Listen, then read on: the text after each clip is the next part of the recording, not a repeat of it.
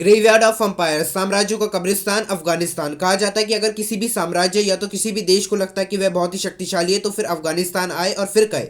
सबसे पहले graveyard of empire जो है वो एक उपनाम है जो ज्यादातर अफगानिस्तान से जुड़ा होता है। अफगानिस्तान का नाम ग्रेवयार्ड ऑफ एम्पायर इस वजह से पड़ा था क्योंकि ब्रिटिश एम्पायर, सोवियत यूनियन और अमेरिका जैसे देशों ने अफगानिस्तान पर अपनी मिलिट्री पावर की मदद से हमला किया था, पर उसका उल्टा हुआ। यहाँ तक कि अफगानिस्तान जो था वो इन सभी वॉरों में जीत गया था। और अल्टरनेटिवली ये शब्द जो था वो मेसोपोटामिया पर लागू किया गया था। वहीं पर ही एक बहुत ही सिमिलर प्रेस जो था ग्रेवयार्ड ऑफ नेशन और एम्पायर, इसका इस्तेमाल किया गया था एक बहुत ही पुरानी बुक टेस्टेमेंट बुक ऑफ इजाया में। और ये वाक्यांश जो था वो अफगानिस्तान को रेफरेंस देने के लिए था और ये 2001 के article Milton Bearden magazine Foreign Affairs से पहले का लगता है। अफगानिस्तान के इतिहास में कई सारी महाशक्तियों ने अफगानिस्तान को कई बार लूटा है और अफगानिस्तान पर ज्यादा लंबे समय तक शासन किए बिना ही अफगानिस्तान पर दोबारा से हमला किया है। और आज के कुछ एग्जांपल है ब्रिटिश एम्पायर का पहला, दूसरा और तीसरा एंग्लो अफगान वॉर जो 80 साल तक चला था, और Soviet union in the Soviet Afghan war जो 10 साल तक चला था, और United states in the war in Afghanistan जो 20 साल तक चला था। अफगानिस्तान को लूटने आए गए लुटेरों ने बताया था कि अफगानिस्तान को जीतते समय उन्हें क्या क्या मुसीबतों का सामना करना पड़ता। उन्होंने कहा था कि अफगानिस्तान सबसे पहले तो बहुत ज्यादा पहाड़ों से घिरा पड़ा है, बहुत ज्यादा डेजर्टेड एरिया, बहुत ही ठंडे, वहां पर गोरिल्ला लाइक वेलफेयर और फोर्ट्रेस लाइक क्वार्टर्स, और लड़ाई करते समय उनकी लॉयल्टी की वजह से उन्हें हारना पड़ा था। साम्राज्यों को अफगानिस्तान को जीतते समय कई सारे साम्राज्यों को एक दूसरे के साथ संघर्ष करते हुए देखा गया है, जैसे कि अफगानिस्तान के कॉम्प्लिकेशन ही वजह है इंटरेक्शन अफगानिस्तान के नेबरिंग कंट्रीज के साथ जो कोऑर्डिनेट करते हैं रिलेशन पाकिस्तान के साथ, और वहीं पे अफगानिस्तान के फाइटर कुछ समय के लिए लोकेट करते हैं अपने अभ्यासकरण को।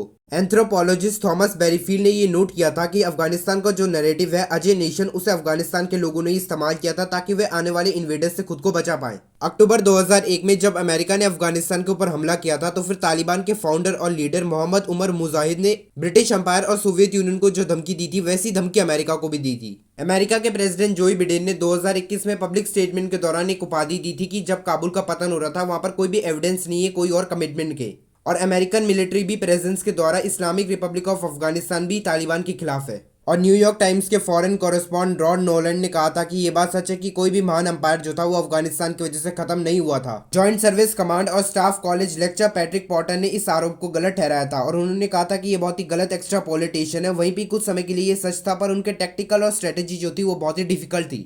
तीसरे एंग्लो अफगान वॉर के बाद भी ब्रिटिश एम्पायर जो था वो खत्म नहीं हुआ था। वहीं पे ब्रिटिश एम्पायर के खात्मे की वजह को वर्ल्ड वॉर 2 को ठहराया जाता है। और वहीं पे ही सोवियत अफगान वॉर जो था वो बड़ा ही एक मेजर फैक्टर था कि सोवियत यूनियन जो था वो खत्म हो गया था और अलग अलग हो गया था। वहीं पे उसका जो अपोजिशन था अफगानिस्तान का वो आया था फॉरेन एड से, जैसे कि अमेरिका से। इसके अलावा यह मानने का कारण है कि अभियान की परवाह किए बिना सोवियत यूनियन का पतन हो गया था। और वहीं पे एक नॉनथिलेस नैरेटिव को अलाउ किया गया था एक आर्ग्यूमेंट के द्वारा, एक एनोलॉजी की थीसिस के द्वारा कि इतिहास खुद को दोबारा से दोहराता है, और इससे प्रूव किया गया था कई सारे ऑथर और पॉलिटिकल एक्सपर्ट्स के द्वारा।